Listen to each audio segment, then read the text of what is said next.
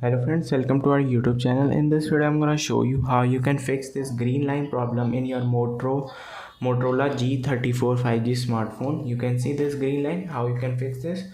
Just take two fingers and swipe up. Before watching this video, if you have not subscribed to our YouTube channel, then subscribe to it and like our video. So let's start friends. First open your phone. Swipe up like this by two fingers and now it is open. Then go to settings, double tap to on this and just swipe down like this. You have to swipe down by doing this. Here it is accessibility. Go to accessibility, double tap to open, and you have to just turn it off. And friends, you can see your phone is working normal.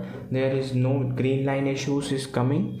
I hope you like this video. If you like this video, then subscribe to our YouTube channel for more helpful tips and tricks videos. Thanks for watching.